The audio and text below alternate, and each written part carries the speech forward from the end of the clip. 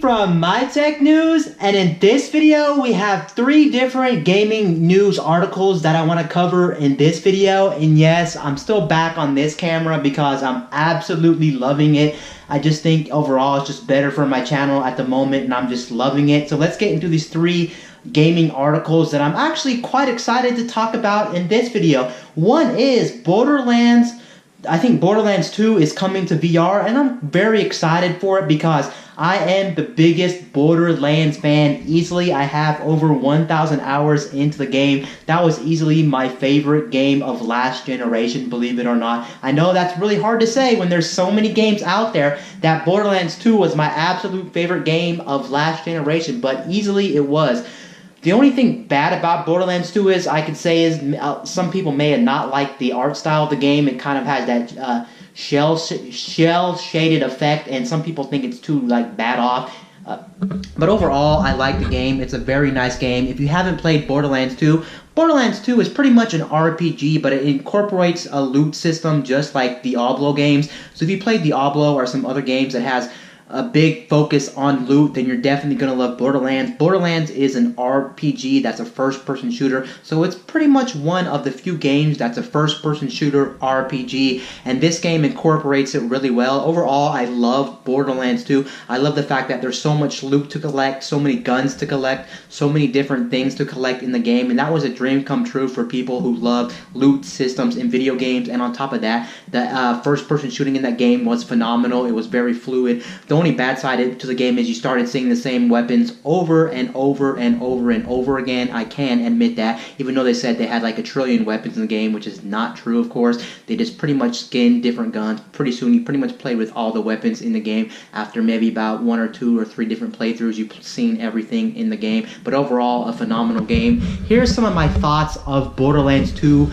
coming out on VR. I can't remember which platform it was coming on, if it was coming on PlayStation VR, if it was coming on PC VR, or if it was coming on both. I can't remember, but here's some of the new changes. One of the new changes is when you drive the vehicles in Borderlands, the Borderlands 2 VR, you can actually drive them in first person. That's really not a big surprise because it would make sense. You'd want to drive them in first person, so 2K Games and Gearbox pretty much updated that, and we'll have to see how that works, but it's probably going to work okay, I assume, when it comes to driving the vehicles. The vehicle driving the game was not the main aspect of that game, and you don't drive too much in that game, but I'm assuming it's going to work very well. But one thing they are adding to the game, which is going to give it some more playability, which the original game didn't have if you played Borderlands 2, is the fact that on Borderlands 2, this game, you can actually slow down time, which is supposed to allow you to dodge bullets and different things. They have a name for the system, but I can't remember the name of the system the company is actually calling it for the Borderlands 2 VR game, but you are going to be able to slow down time, which is nice. Am I actually going to be picking this up? Actually, as excited as I am for this game, I'm not really going to be picking this up on day one, or I'm probably not going to be picking up at all, just because, one, I played Borderlands 2 to death, over 1,000 hours. That's probably like 9 or 10 playthroughs of the game, which is ridiculous. I've seen every game. I've collected every single piece of loot in the game, all the legendaries. I pretty much did everything you can possibly do in that game.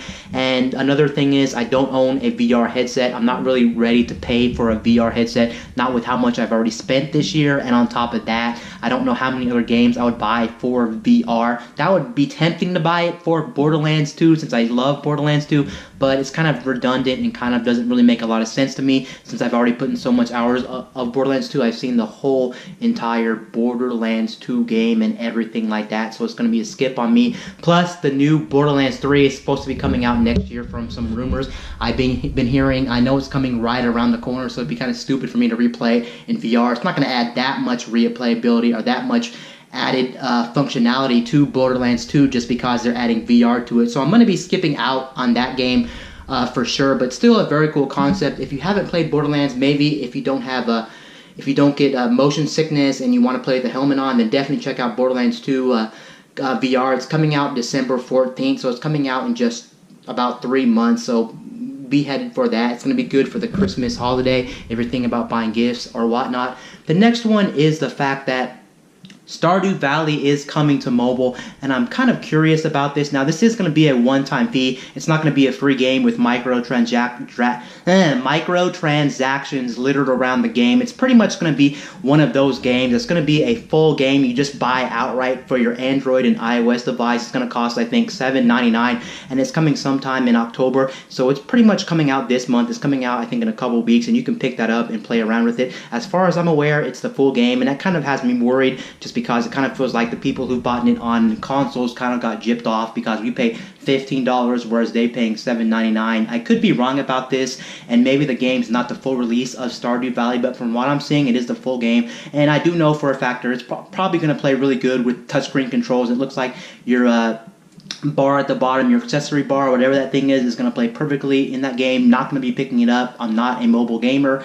and on top of that, I don't really care about Stardew Valley. I own Stardew Valley, and I kind of regret a little bit buying Stardew Valley. It's really not my cup of tea. I'd rather play Sims if I was going to play a simulator game. Not to hate on Stardew Valley. I know it's a very fun game. It's pretty much a copycat of the Harvest Moon. If you ever played any of the Harvest Moon games or the Rune Factory games, they pretty much play all the same, so I'm not going to be buying that. And then there was another, the other story in this video I wanted to talk about really quickly is the fact that we are getting a physical version of Fortnite, believe it or not. And I'm actually kind of surprised about this. I didn't think Epic Games was going to go this far to actually release a physical version of Fortnite to the public, but they are. It's coming out, I think, in December or November. You can actually get that game. I forgot what the name of the game is. Of course, I don't think there's actually going to be a physical game in the box from what I'm hearing. It's only going to be V-Bucks, so if you want to buy V-Bucks, and you will get some frost skins or some wintry themes with this whole package. It's kind of interesting that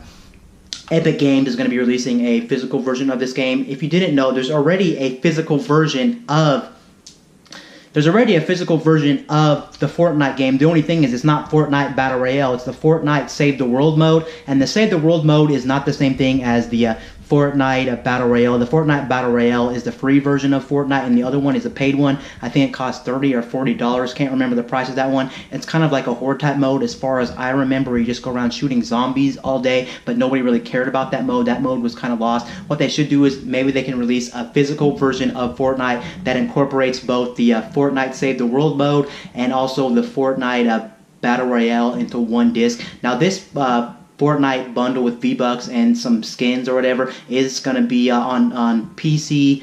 Excuse me, not PC. It's going to be on PlayStation, Xbox, and PC, I do believe. So you can get that just in time for the holiday. I guess it's great for kids because, let's be honest, we know kids are going to see this on the store shelves and be like, Fortnite is physical, and they're going to ask their parents for this, so they're going to get this for the holidays and whatnot. So I guess it's a good strategy on Epic Games. I can't really blame Epic Games for doing this. Of course, if I was Epic Games, maybe I would do the same thing. It's kind of like a cash grab, and since Fortnite is still hot and still popular, especially with kids and with kids browsing aisles and things like that, they're going to see this and definitely want this thing. But anyway, those are just 3 different gaming articles that came out recently, and I wanted to cover them. I probably wouldn't cover them otherwise if I wasn't on this setup, so that's why I'm covering them in this video. Anyway, guys, this is Wayne from My Tech News, signing out.